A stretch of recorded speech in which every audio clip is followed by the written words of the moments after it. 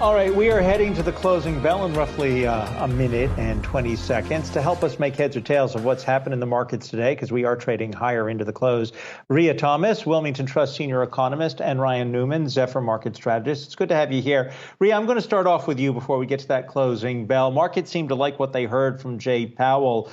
Are they getting this right, or are they missing something? Is there something you paid attention to that we might have missed? I think Chair Powell did his job. If his goal was to come in, communicate the plan to taper, and not upset the apple cart, he, reiterated what Fed officials have been talking about for the past few months. I think he gave an indication that the Fed is still viewing inflation as transitory, but they are being humble about their view of inflation right now. And so he did give some indication that they will be watching for signs that inflation will be moderating towards the second half of next year.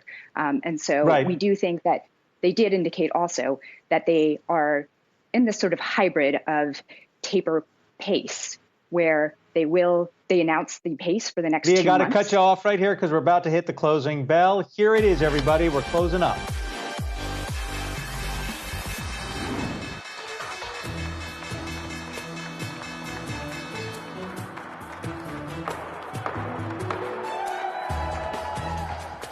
And that wraps up another record-setting day in Wall Street. Again, Dow, S&P, and NASDAQ all moving to the upside. The NASDAQ looks like it's going to close out above 1%. That's a 1% gain for the NASDAQ today. S&P up just around 0.6%. And the Dow, which had been off over 160 points in earlier trading, closing up just over 100 points. In terms of the sector action today, consumer discretionary materials, consumer staples, as well as technology leading the way. The laggards are energy by far, the XLE off nearly 1%. We're also seeing losses in utilities and industrials. But we want to bring back in our panel Rhea Thomas and Ryan Nauman. Ryan, let me kick it over to you just in terms of what stood out to you that we heard from the Fed today, and I guess the Fed's tapering timeline, and also the fact that we don't have anything really concrete when it comes to raising rates. Does that make sense to you given where we are in this economic recovery? Yeah, thanks for having me on. And really, there's three things that stood out to me. And number one in this statement was the flexibility. And Rhea also commented on this, that the Fed has baked in some flexibility here in their tapering.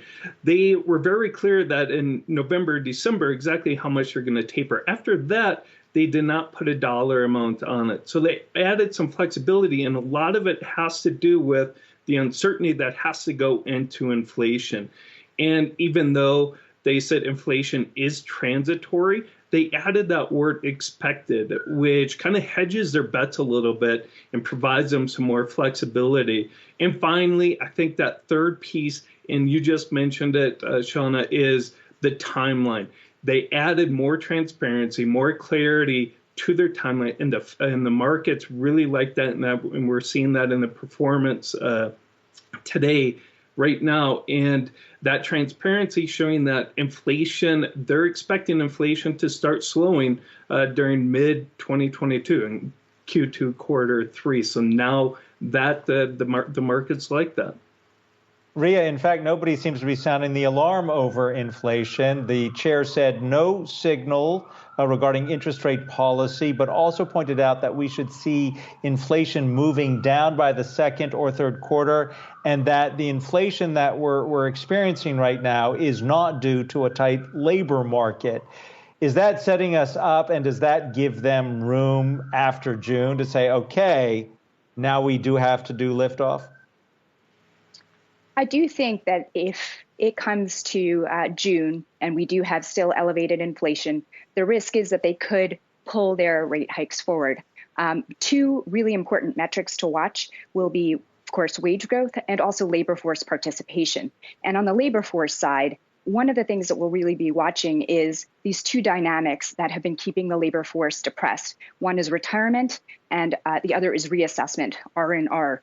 And we think that if those two continue to remain a persistent drag on the labor force, that could mean that we're at maximum employment sooner than originally the Fed might have expected. So that's something that could bring that taper forward, and we may see pressure manifesting itself through higher wages. And he did mention that they are noticing that uptick. Not worrisome yet, but it's something they're keeping an eye out for. Ryan, what's your assessment just of where we are in this jobs market recovery, and also, I guess, the market's reading on this? Because we haven't seen the market be a little bit to be really too concerned at all about the fact that there's still 10 million plus job openings right now nationwide. Yeah, that's a great question. And recently we've had some slowness in the market, labor market recovery, and we get a huge, very important number later this week on Friday. But there's a couple things that are promising, and that's the continual fall in the unemployment claims. Unemployment claims continue to fall each week to pandemic lows. And then two, we got a very solid ADP report today, which signals some strength there. And Chairman Powell also mentioned that, the jolts, the job openings outpace the number of people looking for jobs. The number of people quitting jobs is at historic highs. That signals a very strong labor market. So even though, unemployment rate, and like you said, there's still 10 million people looking for jobs out there, the labor market is still on solid footing. And I do think the recovery looks strong moving forward. Rhea, when we talk about Jay Powell, and I asked a previous guest this question, and that guest responded he looked exhausted. Did he look exhausted to you? Does he look like somebody who really wants this job going into the next year? I think, he does look like he's still trying to do his job, stay in his place. And I think that he did his job effectively today in terms of shepherding this whole process, really, through the COVID experience and now into this place where the Fed can start that tapering process and start the process of normalizing policy. So he's been very clear, been straightforward with markets, and I think markets registered that approval with a fairly sanguine reaction today. Ryan, as we do see the Fed start its process of getting back to normal policy that Rhea was just talking about, how do you think investors should be positioned over the next couple of months? Yeah, I really think you need to focus on the yield curve. Look at, and it's happened recently, the yield curve has really driven the performance between growth and value recently. A flat yield curve is going to benefit the growth stocks, technology names. Steeper yield curve is going to benefit the cyclicals and financials. So focus on the yield curve. But at the end of the day, I really think, and based on, when you look at Zephyr, our application, it's so important to, stay diversified. Don't get over your ski tips. Don't make one big wager, whether it's growth or value. They really work together and they can help diversify you, especially when the growth and value styles are driven by the yield curve right now. So stay diversified and really focus more on your plan and your objectives moving forward. You don't want to get too far over your ski tips, especially I do think volatility is going to pick up as liquidity reduces moving forward and interest rates increase, and maybe as soon as late next year. All right, we're going to put everyone on hold, but don't go anywhere because we've got earnings that we want to bring to you. Bookings is out, and Emily McCormick, a lot of us are planning travel for the holiday season. What's Bookings telling us about what's happened in the past? Well, Adam, Booking Holdings is showing that a lot of people were traveling in the third quarter as well. We did see the company beat expectations on both the top and bottom line results. Adjusted earnings were a beat, those coming in at $37.70 a share, whereas Wall Street was looking for $32.23. And then on the top line, we saw revenue growth 77% over last year to come in at $4.7 billion. Now, of course, those comparisons were relatively easy here for Booking, considering that the pandemic was still in full force last year as well. But this was better than the estimate for $4.3 billion on the top line from Wall Street estimates. But again, still down from the $5 billion in the same quarter of 2019 for revenue before the pandemic. A couple of other closely watched metrics here also topped expectations. We saw gross bookings coming in at $23.7 billion versus the $21.6 billion expected, and rooms booked in the third quarter were up 44% year on year. Now, for a little bit more commentary here from Glenn Fogel, he's CEO of Booking Holdings. in this evening's press release, quote, "We are pleased to report another quarter of sequential improvement in room night trends, which was primarily driven by better results in Europe. Revenue in our seasonally strongest third quarter was $4.7 billion, which was more than double the amount of revenue we recognized in the second quarter of 2021. Now, again, we are seeing those shares popping in the after hours, up more than 6.5% on the heels of these results, guys. All right, thanks, Emily. We want to get over to Dan Howley because Roku taking a hit after hours. Dan, what are the numbers? Yeah, big miss here for Roku. They expected, in terms of Q4 rather, they came in line with expectations for this quarter of $681 million in revenue, but they did miss on the player segment. That's where they actually sell the Roku players. That came in at $97.4 million. What the street was looking for was $122.95 million. Platform, though, that revenue where they sell ads beat expectations, $583 million. Expectations were $556 million. They say, though, going forward to Q4, that revenue is going to come in between $885 million and $900 million. Wall Street was expecting $946 million for Q4 revenue. Roku basically saying, look, we had revenue growth of 51% year over year for the quarter, but going into the coming quarter and the past quarter were hit by some of the increases in prices they're seeing as a result of the supply chain crisis. So rather than passing that price on to consumers, they kind of bit the bullet there. And as a result, they were hit a little bit harder than they were expecting.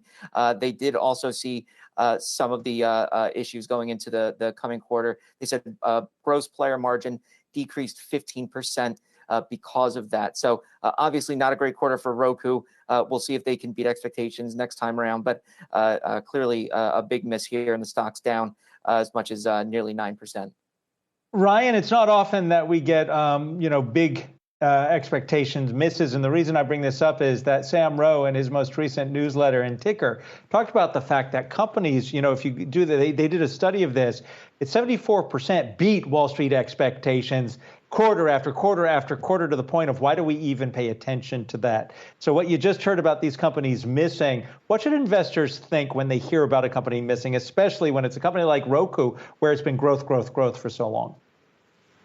That's a great question. And I think there's a couple of things. Number one is a lot of these tech companies, whether it's Roku or Apple or Google, they're priced to perfection. Their valuations are very high. So they're expecting, and they have to deliver solid earnings and beat expectations. Even if they come in line, they're so highly valued. I think even inline earnings and revenue can kind of turn off investors because it's not high enough to offset or those valuations. So I think that's number one. And two, you're exactly right.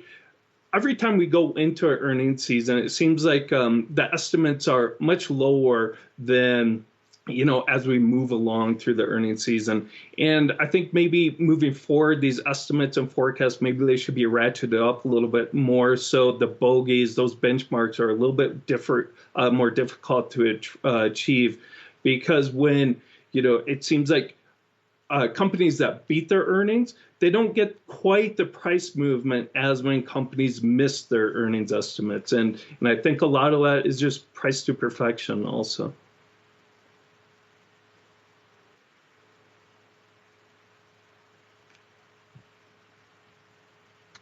Rhea, do you have any comment? I'm a little distracted, so forgive me. When we talk about these, and I realize as an economist, I'm not asking you an investment strategy, but we pay so much attention to how Wall Street sets us up for expectations, and it seems as if they always prepare us to overdo it. I think there's, a similar thing in the economy as well. I mean, we've been so accustomed to these kind of blockbuster growth rates that we had seen as we recovered from the pandemic. The second quarter was really kind of that peak. We did see a bit of a hit in the third quarter. And as we go into next year, we continue to expect a deceleration. But if you look at the larger scheme of things, we, for example, expect growth to decelerate from 5.8% this year to 3.5% roughly next year. But if you look at that 3.5%, that would still be higher than the pace of growth in any single year during the entire last expansion. So even though we are seeing some slowing in the economy overall, and likely with earnings going into next year, because we have these comparisons that will be difficult to continue to see increases in, we are still seeing a solid momentum in the economy. And so we still have an optimistic view, and we are recommending that investors remain overweight in the equities in their portfolios and underweight to fixed income, because we do expect that interest rates will continue to rise with that continued recovery in the economy. Rhea Thomas and Ryan Nauman, thanks so much for joining us. We want